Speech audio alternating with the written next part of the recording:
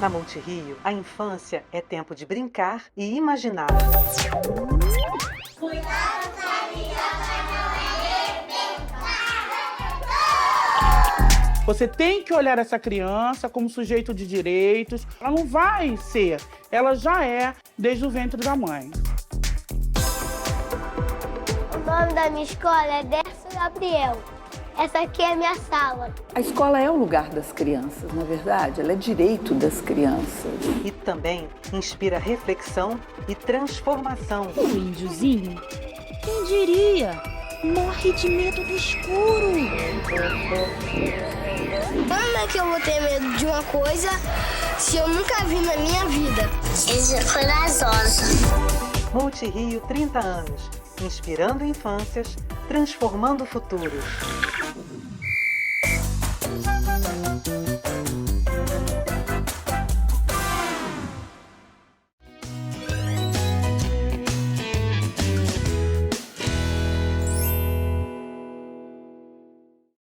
Olá, profissionais de educação infantil. Sejam todas e todos bem-vindos à nossa 14ª Jornada Pedagógica da Educação Infantil, tão conhecida como a nossa querida JP.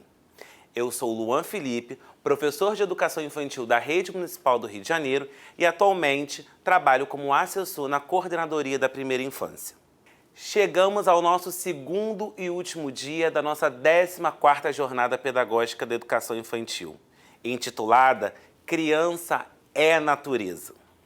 Para esse segundo dia, a roda intitulada Pés no Chão, Sentidos da Natureza, vem propor a reflexão de pensar a criança como a própria natureza. Ou seja, se essa criança é a própria natureza, ela tem o direito de poder experimentar os mais diversos elementos naturais. E agora com vocês, como vem sendo pensar essa relação entre criança e natureza nas suas unidades escolares? Por isso, não deixe assistir essa segunda roda, pois ela justamente vem trazer a reflexão para pensarmos as mais diferentes formas de estar e ser na natureza. Não deixe de compartilhar com a gente os momentos vividos nessa 14ª Jornada Pedagógica da Educação Infantil, através da hashtag 14JP e a hashtag EICarioca na rede. Também marque nas redes sociais a SME Carioca e a Multirio. Desejo a todos vocês uma excelente jornada pedagógica e um excelente recesso. Agora, vamos ter a palavra do nosso subsecretário de ensino, o professor Adriano. Tchau, gente. Uma ótima JP. Olá, profissionais da educação infantil da Secretaria Municipal de Educação. Sejam todas e todos bem-vindas e bem-vindos ao segundo dia da 14ª Jornada Pedagógica da Educação Infantil. É com grande satisfação que participo desse momento importante para todos os profissionais que atuam com nossas crianças da educação infantil. Esse espaço de formação é um momento para os profissionais se dedicarem ao debate dos temas relacionados à educação infantil, que estão articulados também ao eixo condutor do material Rio Educa 2023, que traz a relação da criança com a natureza como foco. A Subsecretaria de Ensino, na sua atuação, tem reafirmado a importância desses momentos de qualificação e a JP faz parte desse trabalho. Por isso, participem e aproveitem ao máximo esse espaço de formação liderado pela Gerência de Educação Infantil através da Coordenadoria da Primeira Infância. Desejo uma ótima JP para todas e para todos vocês e um excelente retorno escolar. Olá! Sou Jéssica Araújo, professora de Educação Infantil, atualmente integrante da Gerência de Educação Infantil e professora da pré-escola. Estamos aqui para o nosso segundo dia da 14ª Jornada Pedagógica, que é sempre um momento de grande expectativa e animação. Esse ano, a nossa JP tem como título Criança é Natureza, com o objetivo de ampliar as reflexões sobre as questões políticas, éticas e estéticas nessa relação do contato da criança na e com a natureza. Nesse segundo dia de roda de conversa, convidamos vocês a estar em contato com a natureza, abrirem as janelas, sentirem o vento, observarem a chuva, os raios de sol, colocarem os pés descalços no chão. E para ampliar as reflexões, convidamos as professoras Grace Duarte e Luciana Braga Tupinambá para esse encontro que carinhosamente chamamos de Pés no Chão, Sentidos na Natureza.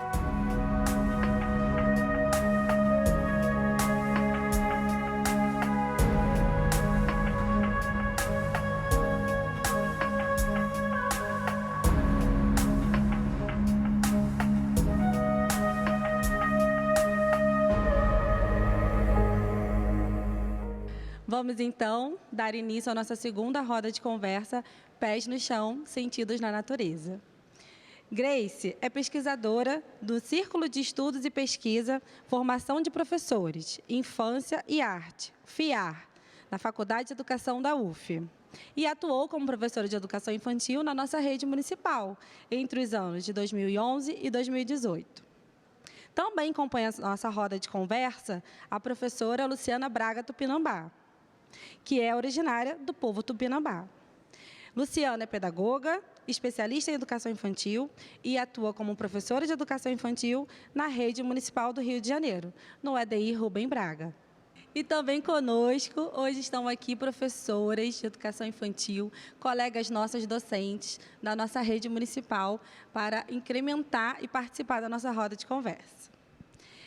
Para iniciarmos, gostaria de trazer para a reflexão os princípios das Diretrizes Curriculares Nacionais para a Educação Infantil, as DCNEs, que apontam que as propostas na educação infantil devem estar pautadas nos princípios éticos, políticos e estéticos. E para nos inspirar nessa reflexão, gostaria de convidar a professora Grace para falar sobre os princípios estéticos na educação infantil e como isso influencia na relação da criança com a natureza. Grace, poderia falar um pouquinho para a gente sobre isso? Claro, Jéssica. É um prazer estar aqui com todo mundo, né, nessa roda de conversa e para pensar os princípios estéticos tão importantes nas propostas pedagógicas, né, nas propostas curriculares que a gente tem elaborado nas unidades de educação infantil. Eu só vou voltar um pouquinho, Jéssica, para a gente conversar sobre a importância das diretrizes curriculares. Esse é um documento que foi revisado no ano de 2009 e, nessa oportunidade, reuniu um número grande de pesquisadores de todo o Brasil para pensar as políticas curriculares para a educação infantil. É um documento marcante, importante e ainda hoje a principal referência no que se trata sobre o currículo. É legal a gente retomar, porque falar dos princípios que estão dispostos lá, por vezes, é um pouco complicado. No dia a dia é difícil a gente interpretar o que quer dizer princípios éticos, princípios políticos.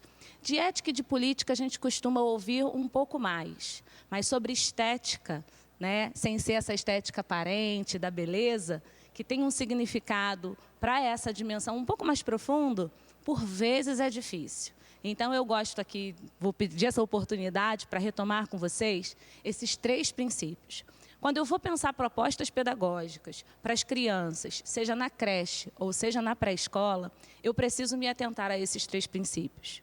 Os princípios éticos vão dizer sobre a criança, sobre a importância dela enquanto sujeito de direitos, enquanto um sujeito que produz história, que também produz cultura, que participa da cultura, e por isso é ele ali, nesse documento das diretrizes, que é o centro e o protagonista da proposta curricular.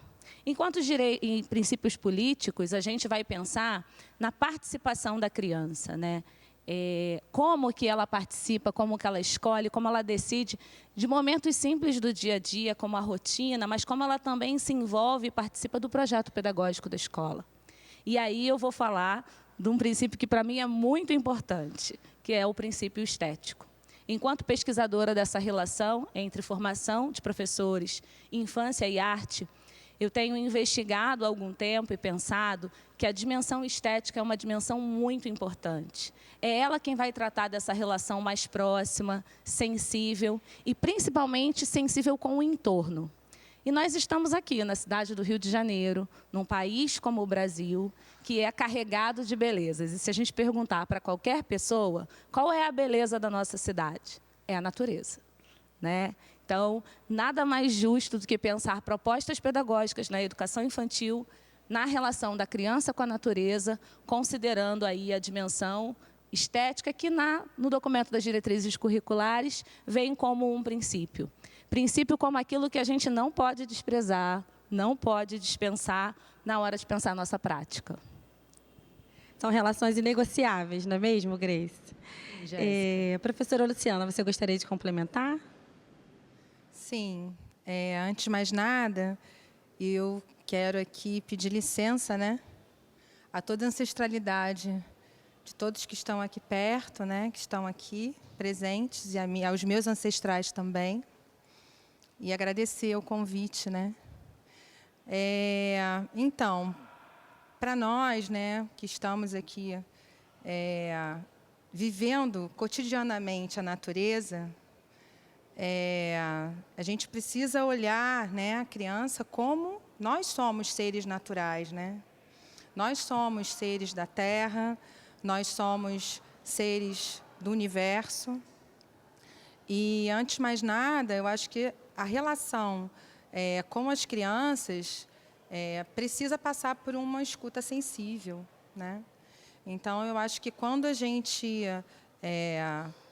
está ali, né, numa relação de afeto, numa relação de cuidado, numa relação em que a gente está reconhecendo essa criança, né, como sujeito, né, central, né, de toda a relação, fica mais fácil também da gente entender o mundo, né? Então, quando a gente escuta uma criança dizer, né, que, olha,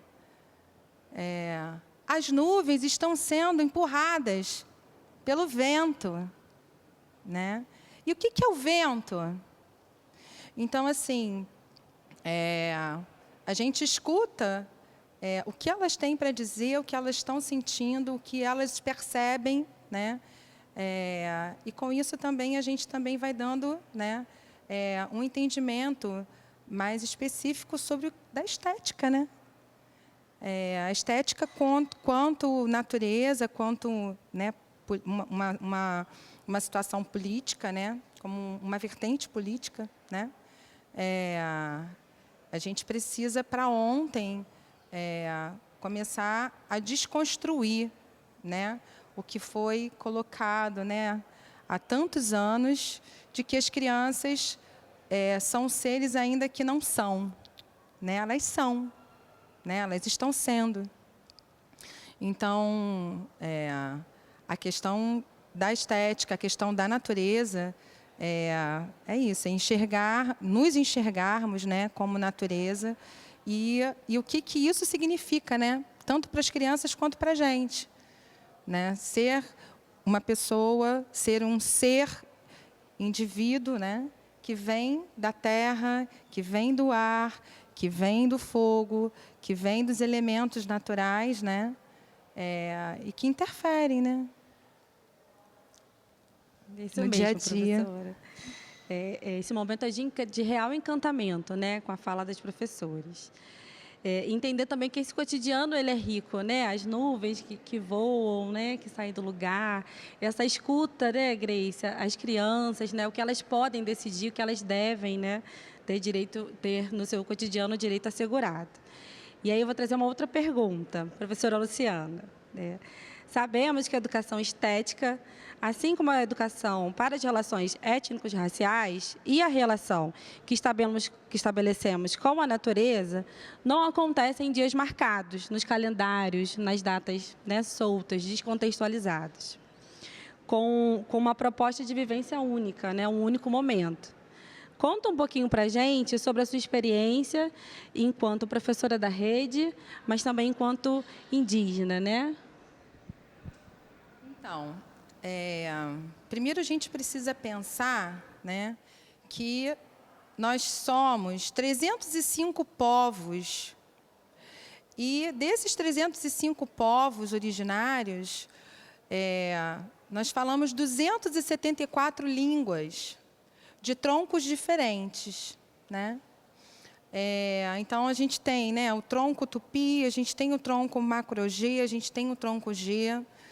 E aí, assim, não tem como a gente colocar tudo como se fosse uma só. A gente precisa ter esse cuidado, né? Porque, assim, os povos originários, cada povo, né, tem as suas especificidades, tem os seus rituais, tem os seus grafismos, tem a sua arte, tem a sua língua, tem a sua terra. Então, não tem como a gente colocar tudo, né, num balaio só, né, numa cesta só, numa canoa só, né? O meu trabalho, quanto professora, na verdade, eu sou uma mediadora, né? Eu escuto muito mais e eu aprendo muito mais com as crianças do que elas comigo. E você, Grace? Né, enquanto formadora de professores, enquanto professora de educação infantil durante tanto tempo na sua trajetória, tem algum ponto que você queira destacar nessa relação? Muitos pontos, né? Quando a gente fala da relação da criança com a natureza, fica bem forte para mim as palavras da professora, da ativista Lídia Ortello. Lídia Ortello é uma senhora de 90 anos, museóloga brasileira, moradora, né, originária lá do município de Serrinha, na Bahia. E ela vai dizer sobre essa criança que se encontra na natureza, que tem a natureza como um lugar extraordinário do brincar, né? Ela diz que é o lugar da casa de encontro e casa de sonho da criança.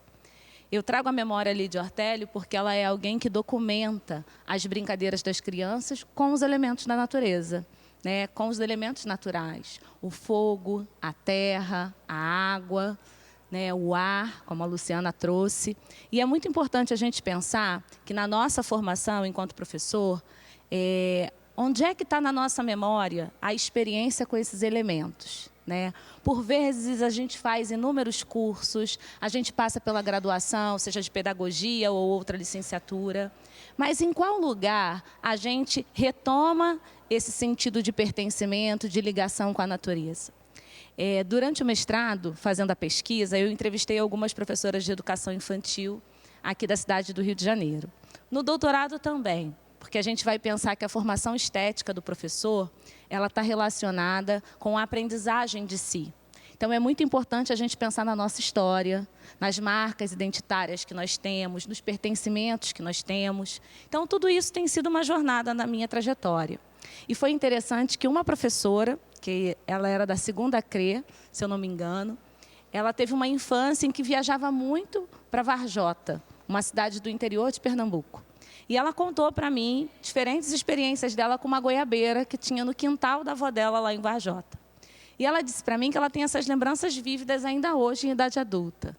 E é interessante porque hoje, trabalhando numa escola de educação infantil aqui da cidade do Rio, ela fala que ela sempre que vai planejar uma proposta para as crianças, ela retoma essa memória de como ela era alegre, de como ela era feliz brincando em contato com a natureza.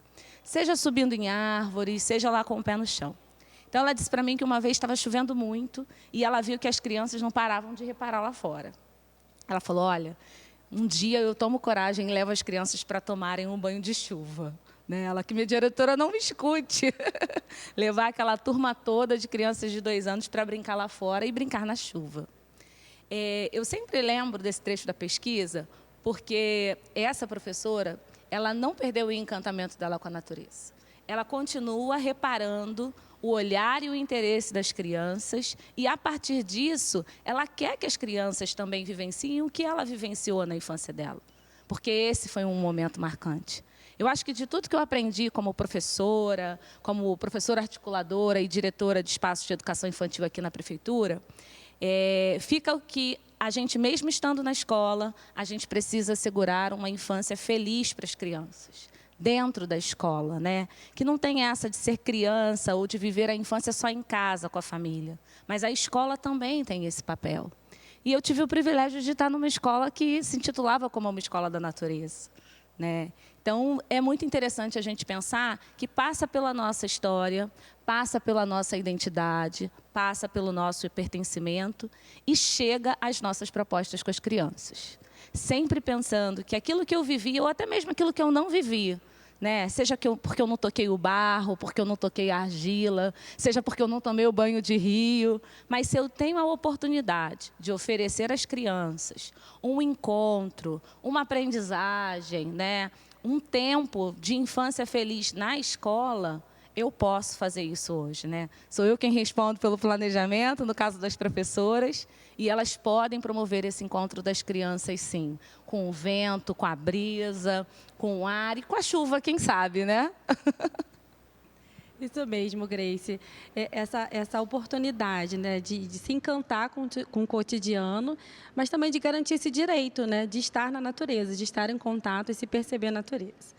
Então, nesse momento, a gente vai começar a convidar as professoras, né, que estão na nossa plateia, para participar, trazer essa fala dessa caminhada docente, que está junto com a gente também nesse caminho, né? A professora Bárbara vai iniciar e as seguintes darão sequência.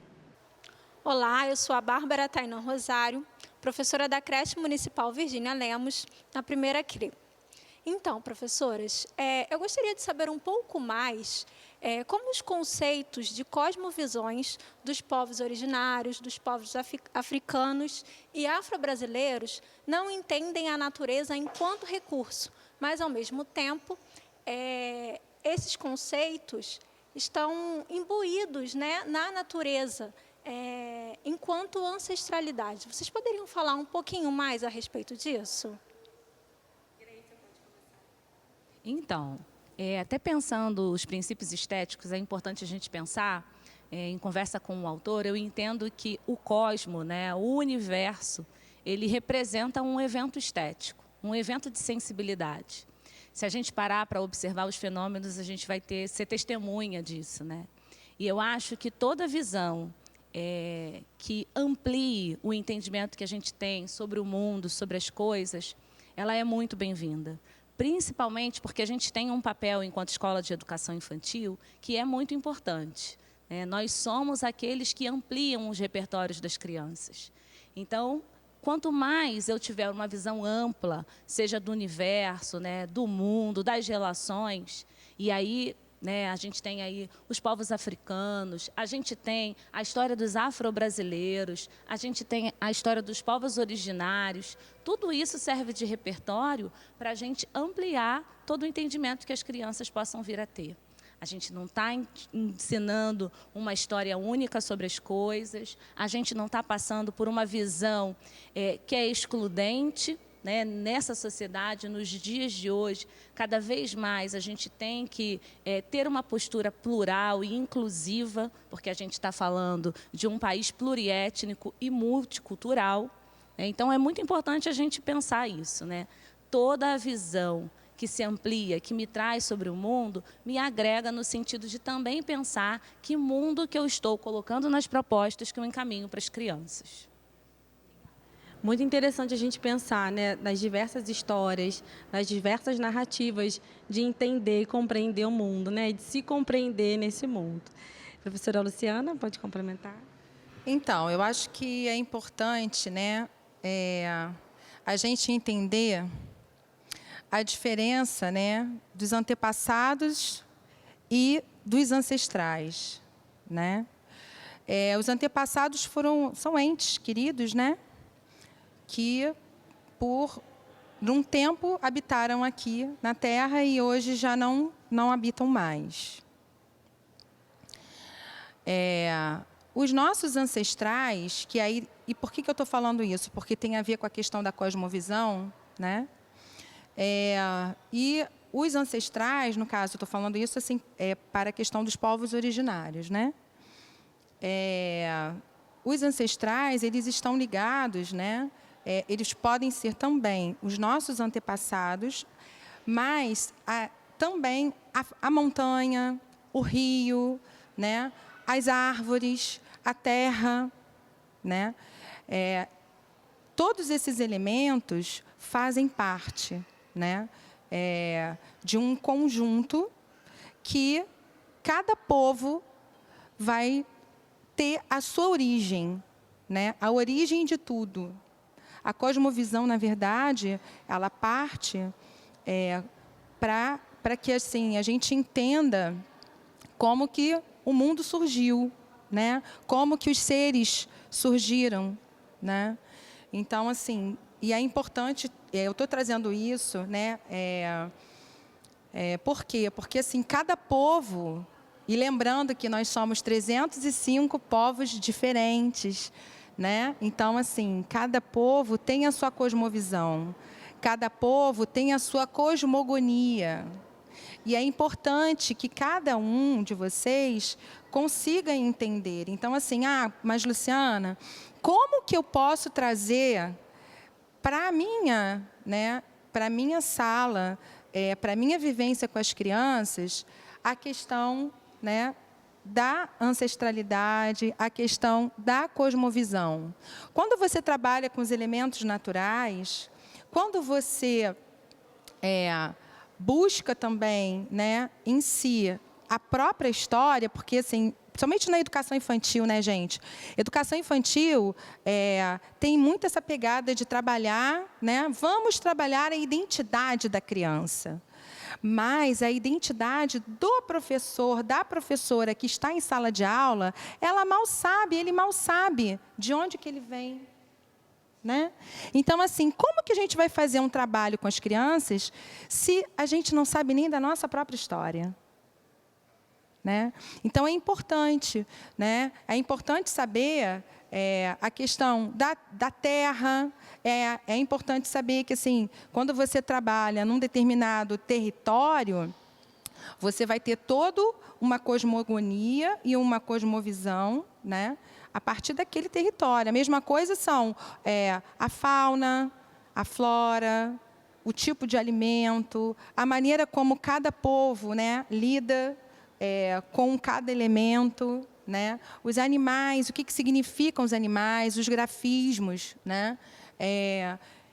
Isso é muito importante, né? Porque às vezes as pessoas perguntam: mas eu posso pegar o guache e pintar o corpo, né? Eu posso pegar e colocar umas penas para poder fazer, né, a gente está vivendo um projeto sobre a cultura indígena. Eu posso fazer isso? Eu posso. E aí, assim, é importante dizer que, assim, a caracterização, né, o que é o indígena hoje, né, no atual século, o que significa ser indígena, né, nos dias de hoje? O que significa ser indígena dentro de um contexto urbano?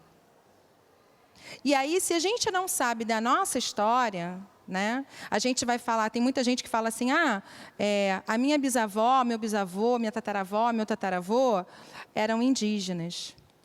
Mas se eles eram, né, de onde que você veio? Né? O que te constitui? Como que você vai fazer um trabalho com uma criança se nem você próprio sabe de você? Né? Então, assim, é importante que a gente esteja atento e que a gente mergulhe, né, nas nossas próprias histórias, para a gente poder também, que quando a gente tem o conhecimento, né, de quem nós somos, né, fica mais fácil até para você poder trabalhar. São falas muito potentes e fortes, né, e elas precisam estar nos nossos cotidianos, né, na nossa prática docente, né, na nossa vivência com as crianças, como apontou a professora Zoída Trindade, quando aborda os valores civilizatórios, né. Então, agora a professora Paula vai dar continuidade e trazer mais uma pergunta para a gente. Olá, eu sou a professora da Educação Infantil, Paula Rocha, do CIEP Nação Rubro-Negra, da 2ª CRE. E eu gostaria de fazer uma pergunta para a professora Luciana. Professora, como contemplar no cotidiano da educação infantil os saberes, fazeres e os conhecimentos dos povos originários de forma a romper os estereótipos? Eu acho que a gente que está dentro de sala de aula, a gente precisa romper com determinados estereótipos, né? Músicas para crianças que as crianças já conhecem, né? Então, assim, a gente precisa abolir um pouco isso, sabe? Eu acho que a gente precisa romper e trazer a cultura para dentro de sala de aula, né? Traz um coco de roda, faz uma roda com as crianças, pega os instrumentos musicais, né? Avalia, vê, né? Observa. Cada um tem a sua forma, cada um tem, né, o seu som. Né? Você pode tirar um som de um cachixi, você pode tirar o som de um coco, né? Que a gente come, que é uma fruta, né? Que a gente come, que vira um instrumento musical. Então, assim, a gente precisa romper com determinadas, né, práticas que já estão muito ultrapassadas, né? E a gente acaba ficando muito presa, né, a determinados padrões. Então, eu acho que o que hoje assim, eu trago é com relação à questão da natureza, o quanto que a natureza produz som, o quanto o nosso corpo produz som, né? O quanto que a gente se movimentando, né? A gente interfere no espaço onde a gente está, né? O nosso corpo, os elementos da natureza, o quanto que eles estão ali também interferem, né? Nas práticas. E também romper com a questão, assim, eu preciso falar disso, né? Que assim eu não coloquei, mas eu acho que é importante. Romper com os estereótipos, né, dos indígenas que estão lá dentro da floresta, que têm a pele acobreada, que têm o cabelo liso escorrido, né? Hoje nós temos muitas variações de cabelo, de pele, né, de palavras, inclusive, né? Os povos que vivem lá na Amazônia, muitas vezes, eles não... Imagina uma baleia, né? O que é uma baleia para quem só vive perto do rio? Né? Então, você, inclusive, começa a pensar, nossa, como que eu posso chamar baleia, né? Numa língua de um povo que está ali na beira do rio, que nunca viu uma baleia? Então, vai chegar por aproximação, né? E aí começa a acontecer as variações linguísticas. Então, isso tudo é muito importante. A gente não pode chegar e colocar, né, tudo num balaio só, como se, né, tudo fosse igual. Então, a gente precisa romper, né, esses estereótipos. Né? Hoje em dia, a gente tem, dentro do sertão nordestino, né, a gente tem o povo pancararu, que eles são de pele preta retinta, né? Cabelo crespo. Né? E tem toda uma trajetória. Por que eles estão no sertão? Né? Como é que eles chegaram lá? Né? A questão, inclusive, dos rituais, né? A proximidade deles com os povos afro-brasileiros, africanos que chegaram. Né? Então, assim, quando você começa a estudar, quando você começa a mergulhar, quando você começa a entender, né, investigar, a gente vai vendo que, assim, é uma possibilidade tão grandiosa, sabe, da gente ampliar os nossos saberes e os nossos fazeres, que, assim, por que não? Acho que a professora Luciana traz indagações pertinentes, né, para tirar a gente dessa zona de conforto, né, desse cotidiano, como você disse, engessado muitas vezes, né? Faz a gente também pensar na importância de reconhecer a Lei 11.645, estar presente também no nosso planejamento, na construção dele, e tantas outras indagações, né? Acho que a gente vai sair daqui hoje, todo mundo bem inquieto. Grace, você quer complementar um pouquinho? Eu fico sempre pensando em tudo isso que a Luciana falou, que é muito importante, né? A gente pensar o acolhimento para essas crianças e a gente pensar que as crianças, elas são plurais, né? As infâncias vividas são diferentes a partir do seu contexto social. É aquela criança que mora aqui no centro do Rio, é aquela criança que mora, como a gente diz, do asfalto, e tem a criança do morro, né? É a criança que está numa comunidade, mas é uma comunidade que é vertical, e também tem uma comunidade que é horizontal. Então, a gente tem diferentes contextos para pensar essa criança que circula na cidade. Eu costumo dizer também das crianças que são da escola de samba, das crianças que estão envolvidas no movimento do jongo, das crianças que são do movimento da capoeira. Então, há muita diversidade para a gente pensar o tempo da infância que elas têm vivido aqui na cidade. E eu acho que uma grande preocupação enquanto professor que a gente precisa ter, e aí até pensando na nossa formação, a gente está aqui num encontro de formação de professores, é que tudo isso passa a nossa prática. Porque a gente não está com uma turma para fazer um trabalho direcionado para apenas uma criança, né? Ou, é claro que em algum momento a gente vai trabalhar uma etnia, a gente vai trabalhar uma raça, a gente vai estar falando de diferentes classes, mas a gente tem um grupo, a gente tem um coletivo. Então, de alguma forma, a gente precisa ter a sensibilidade, né, de reparar e de pensar o que une aquele grupo, né? Quais são as semelhanças e também quais são as diferenças daquele grupo que está numa mesma cidade. Então, é pensar um trabalho para a diversidade, mais uma vez, um trabalho inclusivo, um trabalho que a criança seja protagonista, mas porque ela tem participação, e não porque eu acho que ela tem que ser protagonista como num filme, né, que eu escolho o enredo e a coloco ali. Mas não, porque ela participa, porque ela diz do dia a dia dela, porque ela diz dos costumes dela, porque ela diz quais são as práticas que essa família vivencia no final de semana, quais são as práticas que essa família se envolve, seja de forma religiosa, seja de forma cultural, seja de forma artística, mas que a gente faça uma escola de educação infantil que tenha espaço para toda essa diversidade de coletivo, né, de crianças, de adultos, né, Luciana? E que a gente também pense nos nossos atravessamentos, né? Aquilo que compõe a nossa formação cultural também vai estar nessa roda. Perfeito, meninas. Agora a professora Aline vai trazer mais uma pergunta. Olá, eu sou a Aline Faísca, professora de Educação Infantil na creche municipal Sempre Vida Loreto, na 11ª CRE. A minha pergunta é para a professora Grace. Grace, na sua fala, você sempre deixa de uma forma muito viva, muito pulsante, a questão da educação pelo viés estético, né? Esse princípio tão maravilhoso. Mas eu queria que falasse mais um pouquinho de como que é importante a construção de um acervo que contemple esse viés estético e de como é que foi na sua prática enquanto atuante, né, na nossa rede. Obrigada pela tua pergunta, né? Dizer que estética é isso mesmo, é maravilhamento. Por vezes a gente confunde com beleza, que também é maravilhamento, mas, como eu já disse aqui, é um pouco mais profundo. Quando a gente fala de estética, a gente fala de sensibilidade, a gente fala de liberdade e de liberdade de expressão, né? Considerando aí manifestações culturais, manifestações artísticas diferentes. Eu acho que tudo que eu tenho pensado, quando eu sou pesquisadora, né, no que eu faço enquanto pesquisa sobre a formação estética de professores da educação infantil, tem por objetivo a aprendizagem de si.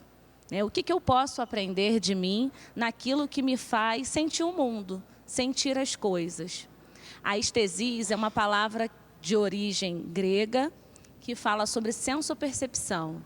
Então, é a forma como eu sinto o mundo, como eu sinto as coisas. Nós falamos aqui de cosmovisão e tem até alguns intelectuais africanos que têm discutido esse conceito sobre a lógica da cosmopercepção.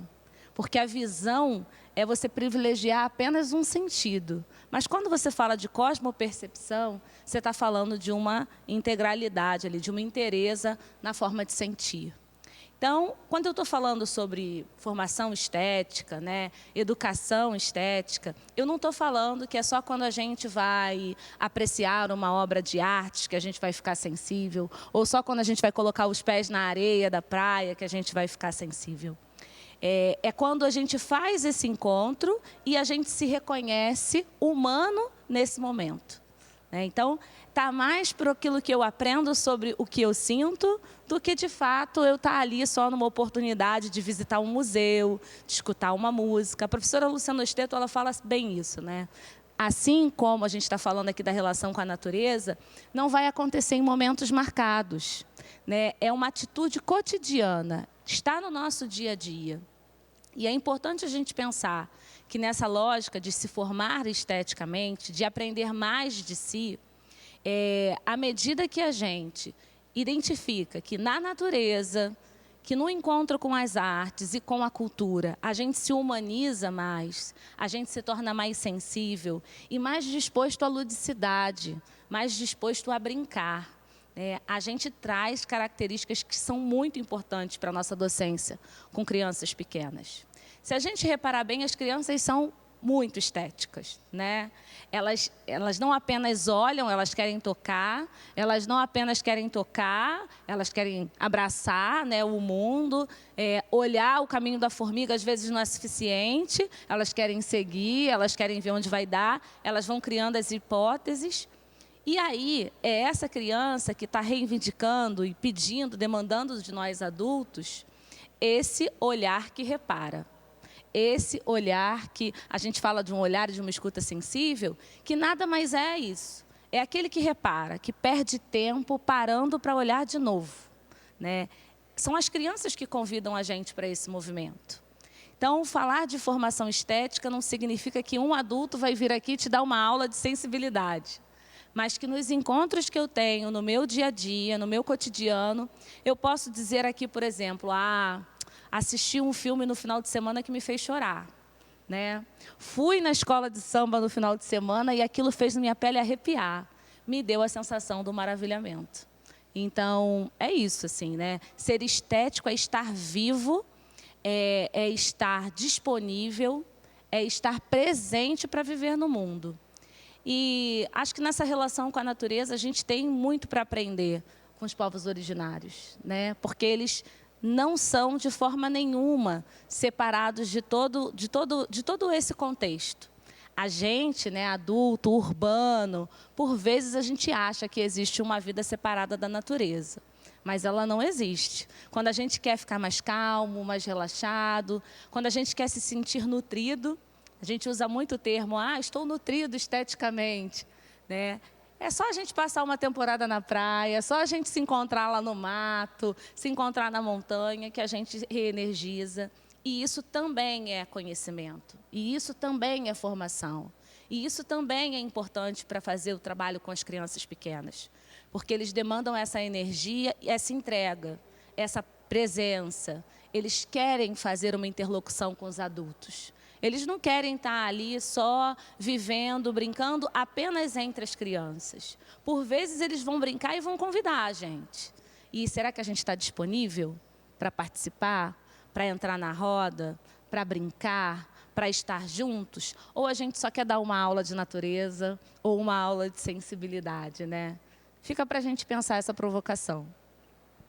A gente vai trazer aqui, com certeza, mais questionamentos que respostas, né? Acho que esse é o nosso fazer.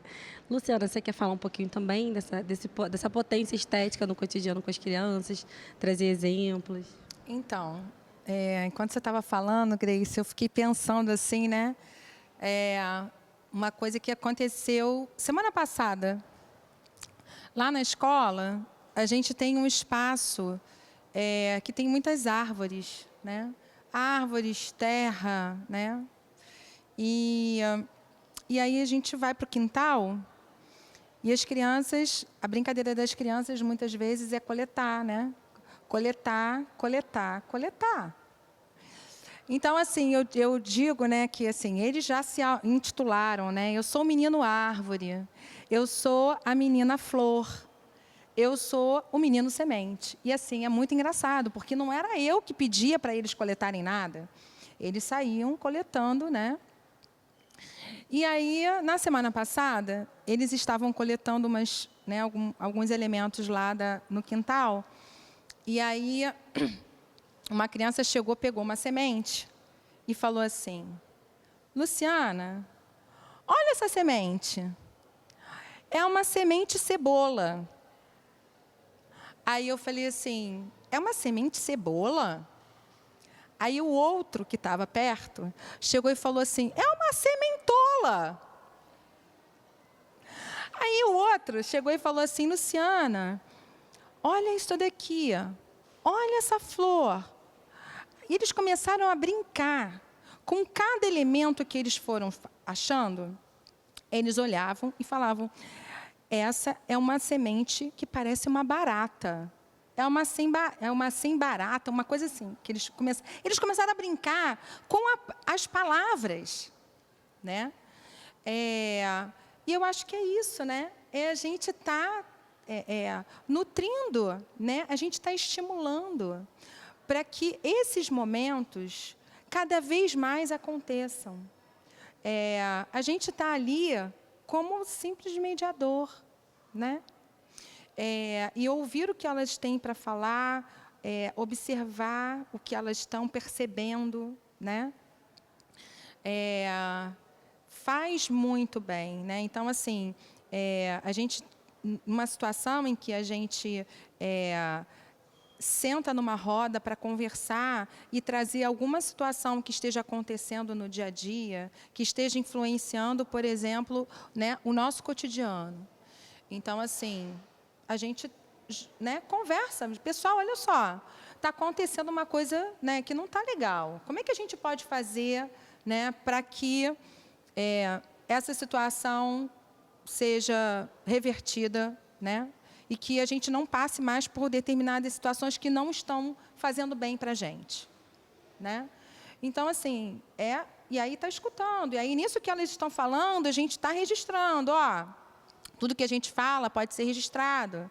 Então, você está trazendo a questão oral, você está trazendo a questão escrita, você está trazendo a questão até da própria matemática, né? Porque eles também vão vendo lá quantas setinhas. Quando a gente começou a fazer descobertas do vento, e eu comecei a listar a fala de cada criança, depois eles começaram a contar quantas frases, né? E aí, a partir disso, a gente foi colocando. Então, assim, você lida o tempo todo com uma cebolinha, né? Uma sementinha, se transforma, né, em várias outras potências, né, e possibilidades de conhecimento e de saber.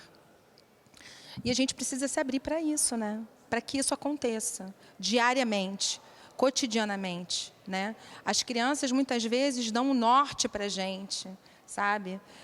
A gente às vezes fica tão fechado naquela coisa, daquele planejamento que a gente tem que fazer, que tem que seguir, né? E não, eles estão a fim de escutar a história. Esse ano a gente está essa turma que eu estou, eles adoram inventar histórias. E aí tudo começou como? Coletando uma folha no quintal. E aí eles resolveram inventar uma história sobre aquela folha. A folha que virou monstro. E, a partir disso, eles vivem coletando elementos da natureza, né? E inventando histórias sobre aqueles elementos. Como que eles pegam aquele elemento e trazem para aquela história? Aí tem histórias divertidas, histórias de terror, histórias engraçadas, histórias, né, de medo, histórias de aventura. E a gente está ali, né, a partir de um simples achar, né, um achado do chão, né, e que possibilita tanta coisa, né? Exatamente, meninas. Entender que esse cotidiano é rico, né? E ele traz para a gente tantas e tantas concepções que estão presentes na educação infantil. A gente comenta muito que no processo de elaboração do material Reeduca impresso, né, que chega para a educação infantil, como as imagens comunicam, né? Como é que a gente vai elencar, escolher, eleger imagens que falem de tantas concepções, né, de tantos detalhes, minúcias, delicadezas que é pensar a educação infantil, né, junto com as crianças. E nesse momento, a professora Elizabeth vai trazer mais uma pergunta. Oi, eu sou Elizabeth, professora de Educação Infantil do EDI Medalhista Olímpica Rafaela Lopes Silva, da 8ª CRI. E a minha pergunta vai para a Luciana. Luciana, para dar um pouquinho da continuidade a esse ponto que você tocou das histórias infantis, né, das rodas, que a gente faz muito na educação infantil. A literatura infantil deveria ser algo inegociável para nossas crianças, esse acesso aos mais diferentes tipos de histórias.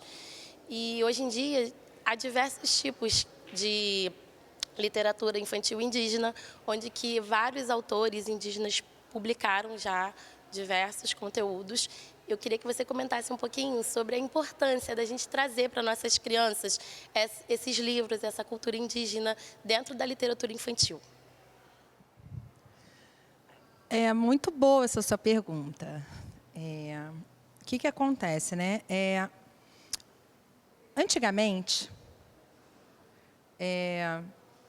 os povos originários se focavam muito nas histórias orais, né? E aí, o nosso querido Daniel, né? E aí eu estou falando do Daniel porque ele traz, né, toda uma questão da literatura indígena para crianças e assim também como adultos também. Ele começou a registrar, né? A gente sabe que o registro é uma maneira também, né, das culturas orais serem lembradas, né? A cultura oral, ela também se transforma, né? Porque, assim, quando você conta uma história que tenha acontecido, de tempos em tempos, né? Às vezes a gente vai dando um detalhezinho aqui, mais outro detalhezinho ali, outro detalhezinho acolá, e vai também sofrendo algumas modificações, né? A vida, né, se transforma. As palavras também se transformam, as histórias também se transformam. Então, assim, além da cultura oral, né, hoje a gente tem um acervo grande, né, de escritores e escritoras indígenas, né, que têm trazido, né, muitas questões, né, para a gente refletir, para a gente imaginar, né, e que precisam estar, inclusive, na escola. Quando você compra um livro de um escritor indígena, você está fortalecendo aquele povo, você está fortalecendo aquela luta e aquela causa. Tem gente que escreve sobre indígena, mas que não é indígena, né? E aí eu estou colocando para vocês, assim, como essa oportunidade que você está me dando pela sua pergunta, né? De que a gente possa estar consumindo literatura indígena, escrita por escritores e escritoras indígenas, né? E aí eu posso falar alguns nomes, né, ícones, né?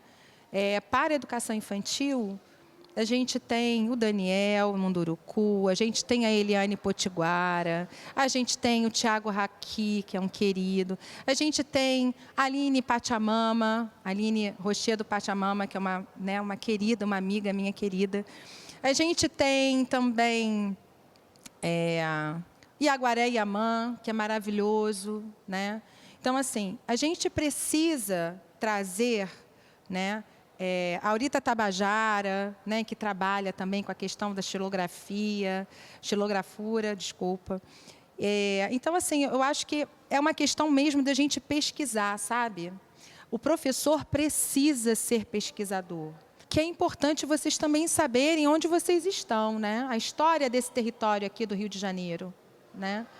O que aconteceu aqui, né? Como que era, né? Inclusive os elementos naturais, o impacto ambiental, né, das grandes construções, né? Trazer livros para as crianças, por exemplo, que tragam diferentes tipos, né, de fotográficos, né? Livros com fotografia. A partir da fotografia, vocês podem estar conversando sobre várias coisas, né? Então, assim, tem a cultura oral, tem a questão dos livros, né? Dos escritores e escritoras indígenas que podem estar também trazendo uma diversidade, né, de conhecimentos e saberes. E também tem a questão fotográfica, né, que eu acho que é muito importante da gente estar aí introduzindo, né, o quanto que a fotografia rende tantas histórias, né?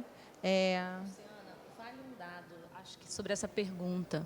A gente tem um aumento, né, dessa indústria, das editoras, dos autores publicando livros com a temática étnico-racial a partir da legislação, né? Justo porque a gente tem uma legislação que é 10.639 no ano de 2003 e é 11.645 em 2008, como vocês já disseram. As pesquisas vão dizer que é um dado muito marcante, que nesses últimos 20 anos a gente vai ter uma produção literária grande. E aí eu acho que a gente tem que estar aqui divulgando e falando, né, que é uma política, são legislações, né, a questão de étnico-raciais, africanas e afro-brasileiras, tem 20 anos, faz 20 anos esse ano, e a gente tem a temática indígena aí com mais de 15 anos.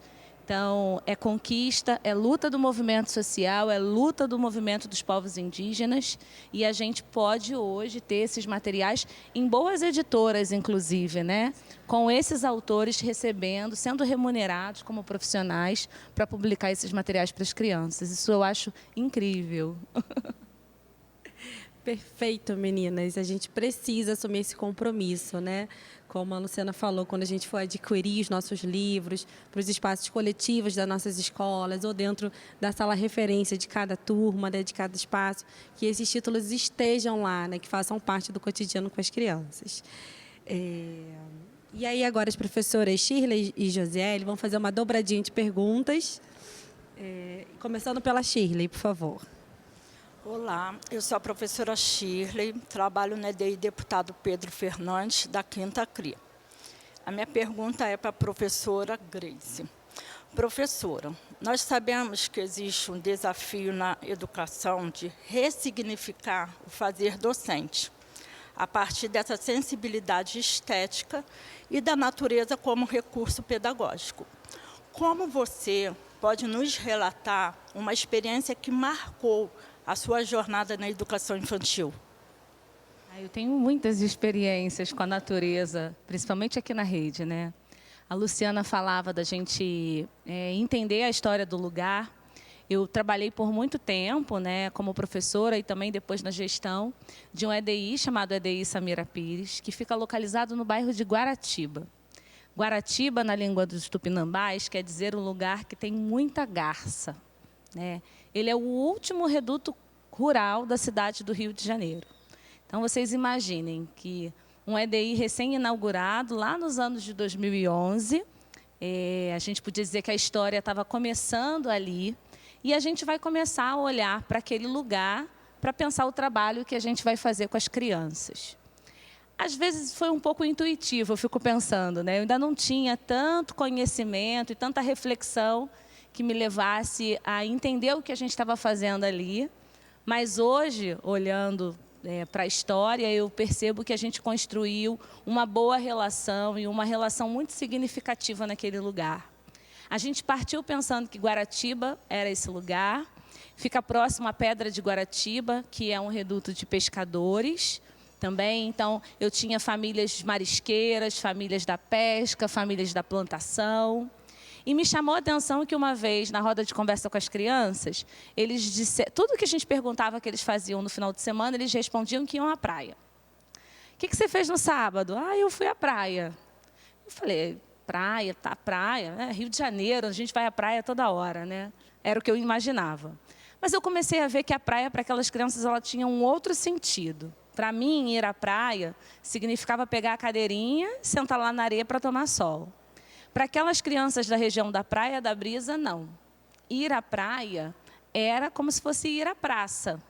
Era para andar de bicicleta, era para brincar com outros colegas. Então, a praia era um lugar de lazer.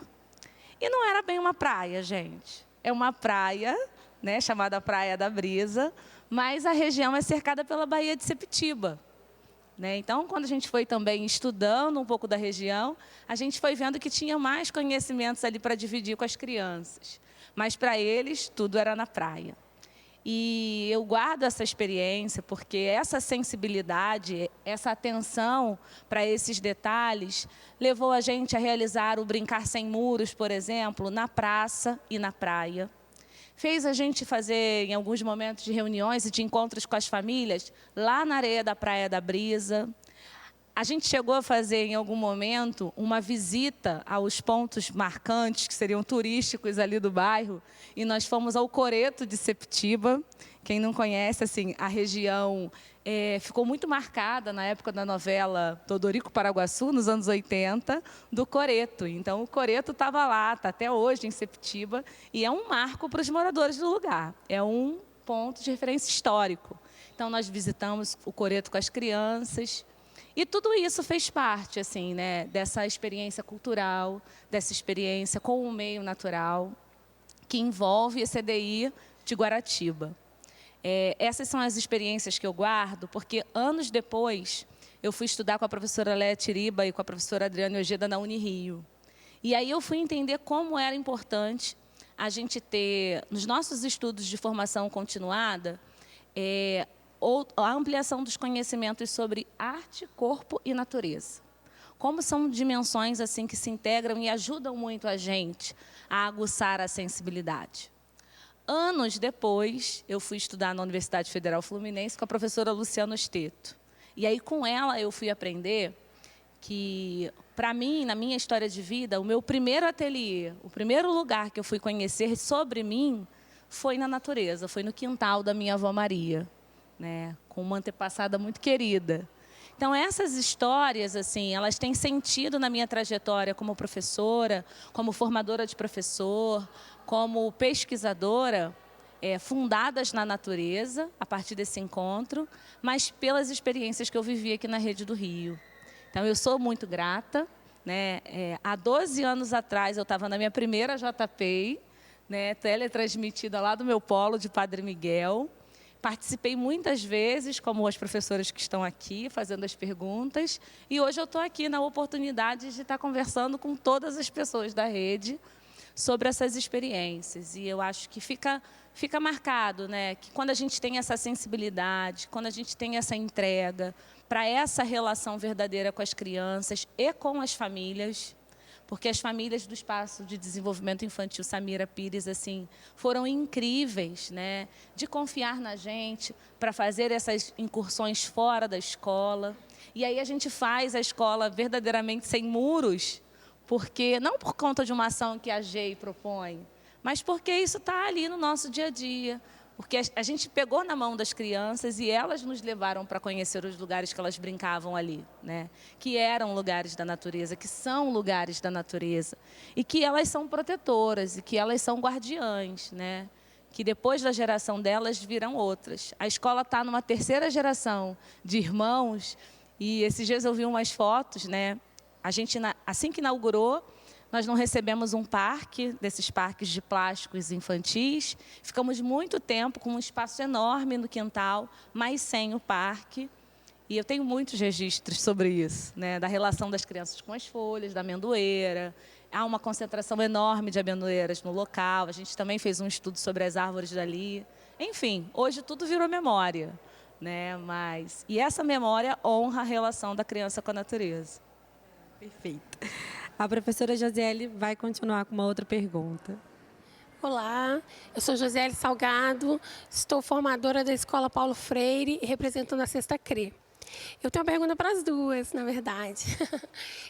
Eu gostaria de saber, falando um pouquinho sobre formação de professores, como a gente pode trazer essa dimensão estética, né, esse olhar estético para a formação e a ancestralidade também, Luciana. Eu gostaria que vocês duas dissessem para a gente. Então, eu acho que assim, a gente deu muitas pistas aqui, né? A questão da natureza, né? Eu acho que é um facilitador, né? Quando você traz a natureza e aí você conversa, né, sobre a possibilidade, né, de uma planta ser de uma cor, ser de um tamanho, né? Estar num determinado local. Será que assim, eu tenho crianças, hoje, por exemplo, eu tenho crianças que são de outros estados, vieram de outros estados, né? E chegaram aqui no Rio. Então, assim, quando elas me falam que a lembrança de vento delas, né, da menina, né, da porta que bateu lá no Ceará, e eu chego e pergunto para ela, né, mas qual a diferença que você está achando, né? O que você está achando assim de estar aqui numa outra cidade? Como que era a sua cidade? O que você fazia lá, né? E ela me traz, né, a questão das árvores, a questão das frutas, né? É importante. Essa turma, por exemplo, que eu estou esse ano, é uma turma que gosta muito de criar histórias, a gente compõe poesia, a gente compõe música, eles fazem poesia e a gente depois, né, eu toco um pouquinho de pandeiro, a gente está sempre tocando, a gente está sempre cantando e a gente está sempre dançando. E eu faço também parte de um grupo de percussão, né, que se chama Batuque de Contas, que a gente se reúne para batucar e ser feliz. Eu vou aproveitar a sua pergunta, Josiele, e vou voltar no que eu iniciei aqui falando, né?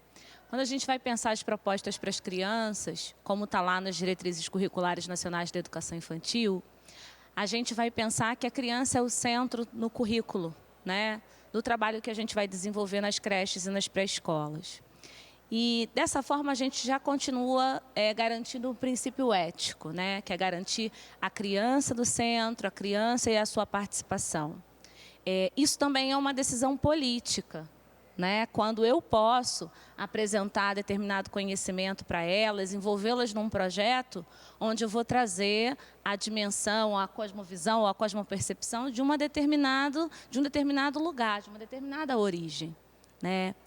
E aí, as escolhas que eu faço a partir disso, né, pensando o lúdico, pensando a criatividade, pensando a natureza, como até a Lídia Ortélio fala, né, como esse lugar de inventividade e criação. Né, quando você para ali para olhar o que as crianças podem compor com as folhas, né, é um ato criativo, é um ato lúdico. Então, a gente consegue aí reunir todos os princípios que estão colocados, a gente consegue traduzi-los na prática e a gente coloca de uma forma mais profunda o trabalho que a gente faz na educação infantil.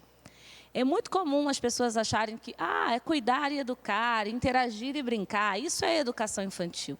Mas é para além disso. A gente precisa dar profundidade para as propostas que a gente faz, né? E dar profundidade é se comprometer com a participação das crianças, é se comprometer que elas vão dizer o que elas sabem, é se comprometer que a gente vai ampliar as vivências que elas têm. Elas não vão para a escola só para a gente dizer e repetir aquilo que elas já conhecem no dia a dia. Elas vão para a creche, elas vão para a pré-escola para aprender isso e um pouco mais, né? Sem dizer, né, sem querer ali se colocar no lugar do adulto que tudo sabe, mas também se colocando no lugar do adulto que aprende, do adulto que escuta, do adulto que está perto, do adulto que brinca junto. Então, quando eu faço essa combinação, não só do princípio estético, né, mas quando eu alinho os 3 princípios que estão dispostos lá no documento, que é um documento de 2009, né? A gente adora curtir uma novidade, né? Então, todo mundo acha que para pensar as propostas, vamos lá abrir a BNCC. E aí a gente vai pensar que a Base Nacional Comum Curricular, ela se origina das diretrizes curriculares. Mas o que a gente considera das diretrizes e que a gente continua fazendo e fortalecendo a partir da BNCC? Né? Fica aqui essa provocação, porque senão a gente fica só adepto aos modismos. Vão lançar um outro documento, vai ser aquele, né? Então, não é só isso. A BNCC, ela contempla e ela continua esse trabalho com os princípios, mas eu vou fortalecer aqui, reforçar, na verdade, né, que as diretrizes, ela tem caráter mandatório. Então, não é uma opção minha trabalhar com princípio estético quando eu faço meu planejamento. Né? É uma obrigação, porque eu preciso alinhar um compromisso ético de um compromisso político a um compromisso estético. Né? Pensando que tudo isso para a gente promover o desenvolvimento integral. E aí não é só naquilo que é cognitivo, não só naquilo que é motor, não só de um campo do psicológico ou do emocional, pensando que é desenvolvimento integral. Então, se eu tenho uma pré-escola de 4 e 5 anos, não é só eu pegar uma folha para ela escrever com um lápis. É também ir lá na natureza, escrever com um galho na terra.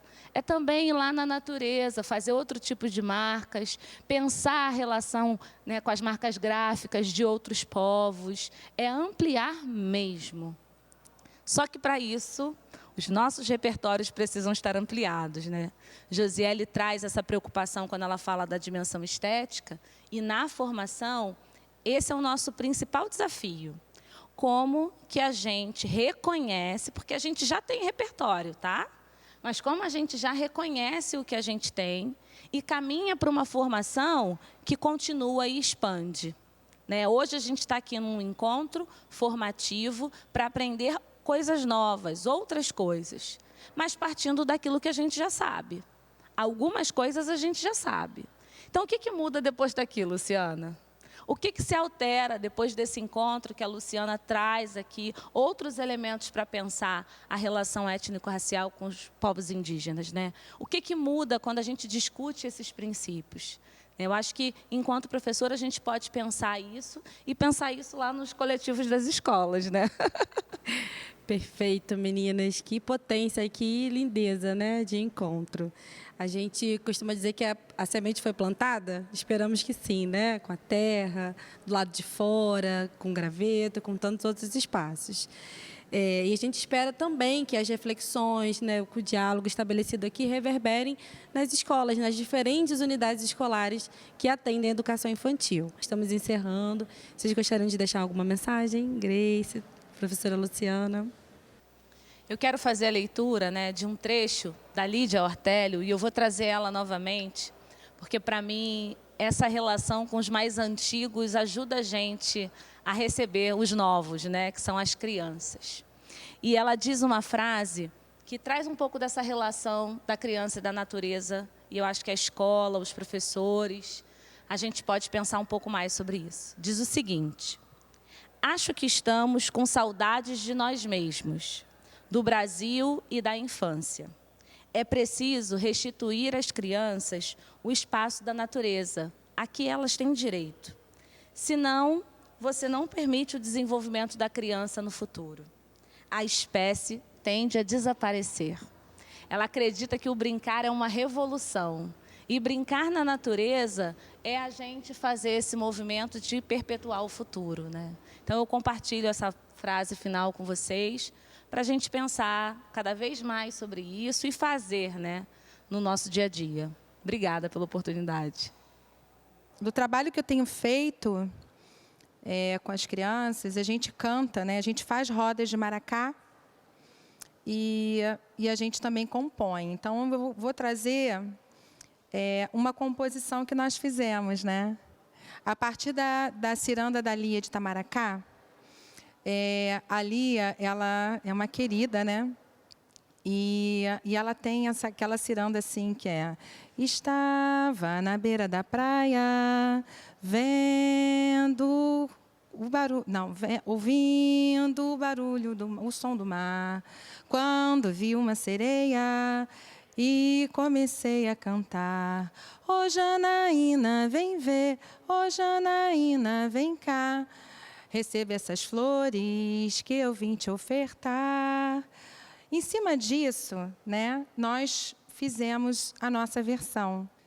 Uma das crianças falou assim: estava chovendo na praia e veio uma trovoada.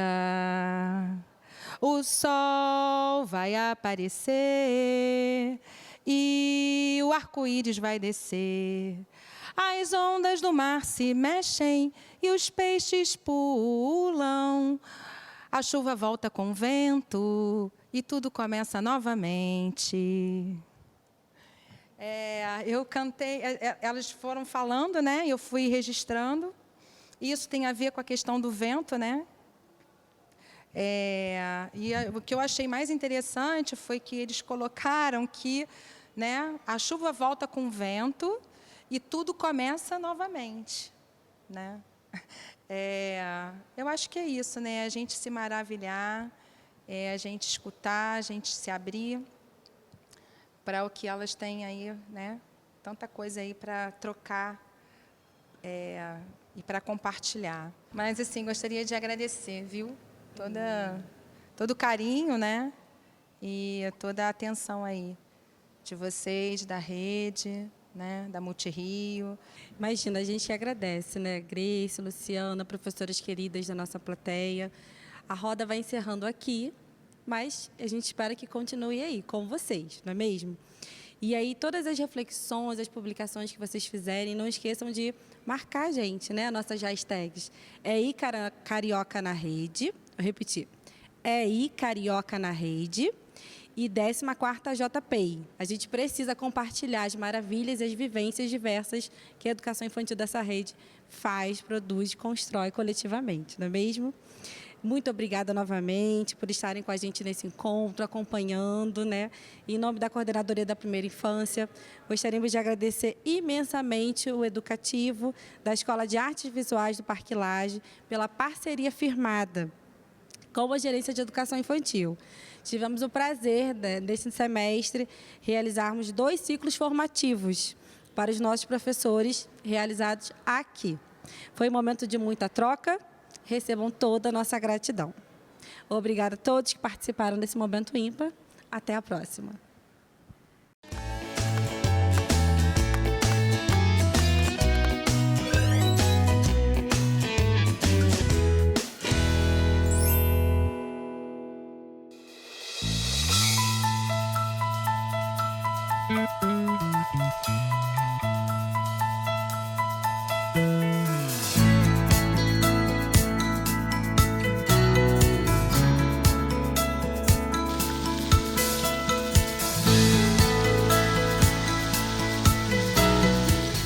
Oi pessoal, eu sou Wesley Ribeiro, sou supervisão de educação e acessibilidade na Escola de Artes Visuais do Parque Lage.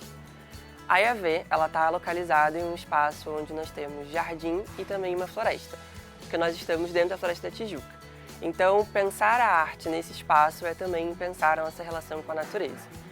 Dentro da escola nós temos 3 frentes de atuação, que é o ensino, onde está pensando o curso, o educativo, a relação com o público e também o Parquinho Lage, que pensa a relação com o público, mas principalmente as infâncias e a adolescência.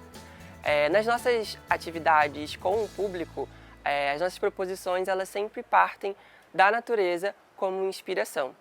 Ao longo do ciclo formativo que realizamos em parceria com a Agência de Educação Infantil, nós convidamos as educadoras a estar durante 3 dias com a gente, pensando possibilidades de produção, criação e experimentação a partir da natureza. Inclusive questionando a ideia de natureza que a gente tem. Pensando como que em espaços onde o nosso olhar pode estar direcionado para acreditar que não há uma relação com a natureza, quando de fato existe. Então é pensar que a natureza não é apenas o verde, mas é também a gente e o outro. Nesses ciclos, a gente trouxe a relação com a arte a partir de algumas técnicas. Uma delas foi a monotipia.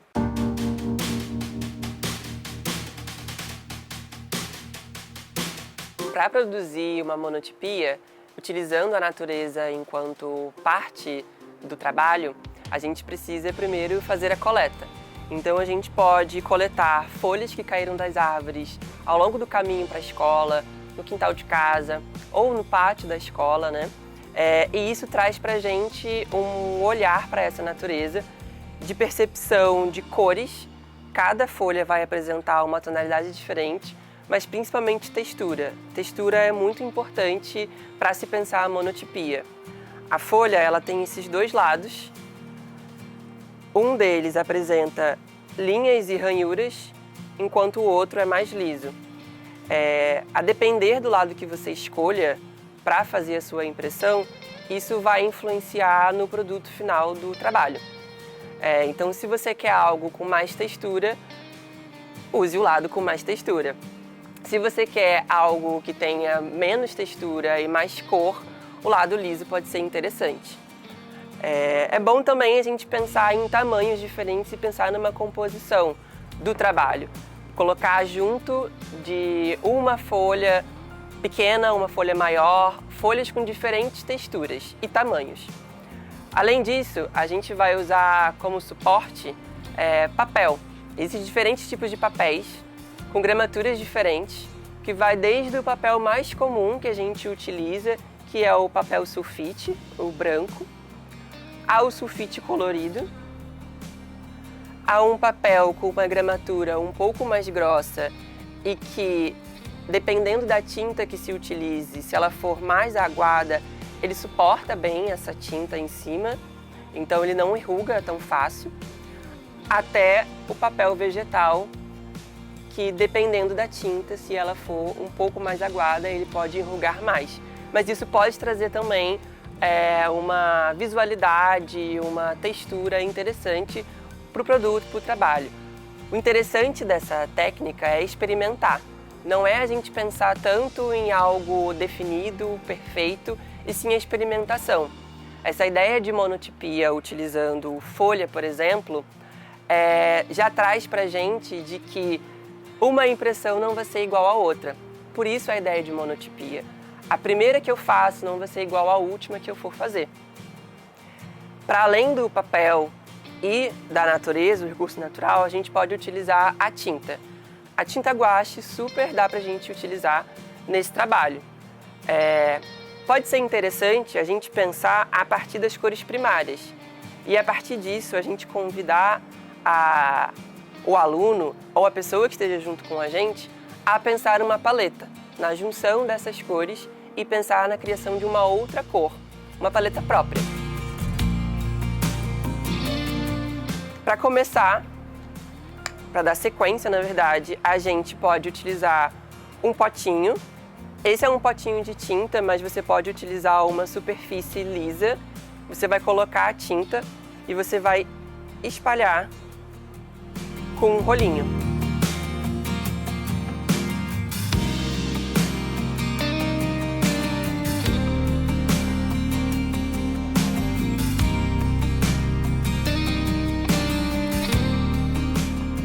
A quantidade de tinta que vai estar no rolinho influencia também na impressão, na gravura que você vai fazer. A forma com que vai ficar impressa pode ser diferente se você tiver mais tinta ou menos tinta no rolinho. Com a tinta no rolinho, a gente entinta a nossa folha.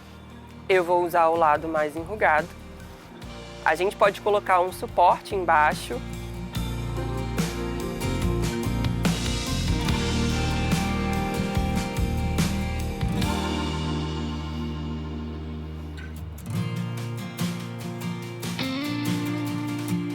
Ó, aqui, de uma certa forma, a gente já fez uma gravura, uma monotipia.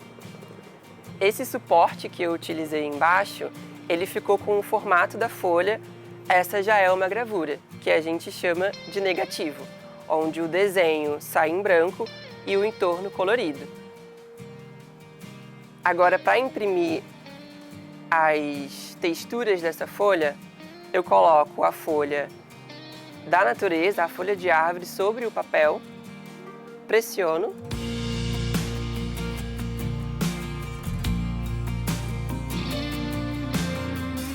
E depois é só retirar. Aqui a gente consegue ver onde a tinta conseguiu entrar na folha e onde tinha tinta imprimiu. A gente pode conversar a partir desse trabalho sobre trabalhos artísticos figurativos e abstrato. Porque nessa monotipia, por exemplo, a gente pode ir para um campo do abstrato. A gente sabe que a matriz utilizada foi uma folha, mas a impressão no papel acabou criando uma outra forma. Além da monotipia, conversamos com as educadoras sobre a possibilidade de se pensar outras formas de utilizar a natureza no processo artístico. Uma delas é a produção de pigmentos naturais a partir desses elementos da natureza. Assim como o processo da monotipia, fizemos essa incursão pelo parque, pelo jardim, pela floresta, mas ao invés de coletar folhas, flores e galhos, olhamos para a terra. Então coletamos terras, colocamos em pote e quando retornamos para a sala, fizemos um processo de transformação dessa terra em um pigmento. Bom, para a gente começar a fazer a produção da tinta, a gente vai usar 3 elementos. A terra que coletamos, dependendo da terra que você vai coletar, você vai precisar fazer uma peneiragem nela. Como essa que a gente coletou, ela já está bem fininha, então ela serve. O aglutinante faz com que o pigmento se junte ao veículo dele. No caso, o veículo que a gente vai usar é a água. Então a gente vai usar uma cola branca simples. E o veículo, como eu falei, é a terceira parte que vai compor a tinta, é o que vai unir o pigmento e o líquido para formar a viscosidade da tinta. Então, esses são os 3 elementos básicos que a gente vai usar para produzir essa tinta. A terra que coletamos, a cola que vai fazer a liga com a água, o aglutinante, e o veículo que nós vamos usar, que é a água. Bom, para a gente começar, como é uma tinta que vai ser meio que experimental, né? A gente tem que entender qual é a quantidade de cada parte, né? E qual uma receita de bolo, né? O quanto de água que vamos usar, quanto de terra vamos usar e o quanto de cola que a gente vai usar. Para a gente começar, a gente vai usar uma quantidade de 1 para 1 para 1 e experimentar. Então, primeiro pegar uma quantidade mais ou menos assim de terra, uma mesma quantidade próxima de cola, aqui assim, e uma mesma quantidade de água. E misturar.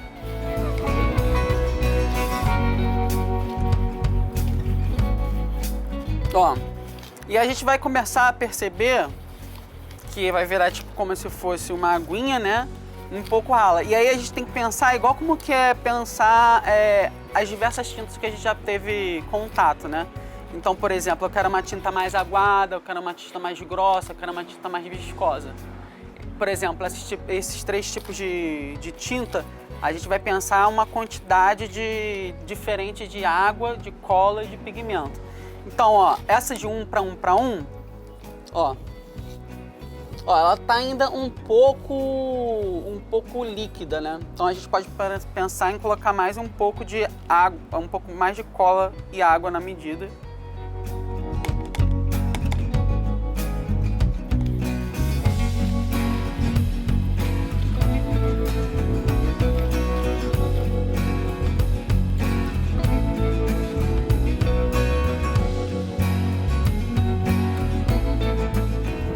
Tem uma outra coisa super interessante também, né? É que é pensar a quantidade de variação de terra ou de quantidade de terra diferente, de cor, né? Vai mudar o aspecto da tinta. Então, dependendo de qual lugar você consegue a sua terra, qual tipo de terra você pode ser utilizada, né? Uma variação de cor pode ser diferente, né? Outra coisa interessante também, né? É pensar a relação com a própria terra, né? Você pode talvez peneirar mais, fazer várias peneiras, né? Como se estivesse fazendo tapioca. E aí, quanto mais ralinha a goma fica, mais fácil de fazer a tapioca. Então, quanto mais vezes você passar o pigmento na peneira, né? Mais rala vai ficar o pigmento e diferencia essa relação com a tinta, né? Então você pode usar isso como para pensar, eu quero uma tinta com mais textura, ou não, eu quero uma tinta com mais lisinha, né? Então isso também tem a ver com o pigmento e a quantidade de vezes que você vai peneirar. A ideia desse vídeo é mostrar um pouco do que aconteceu durante os ciclos formativos e também apresentar essas técnicas, convidando vocês a reproduzirem elas nas suas unidades da rede. Pensar na relação entre arte, educação e natureza é pensar na construção de uma identidade cidadã consciente. A partir do momento em que a gente entende que a natureza ela não é apenas exterior, mas também interior, e que nós somos parte dessa natureza. Então não é algo individual, e sim coletivo.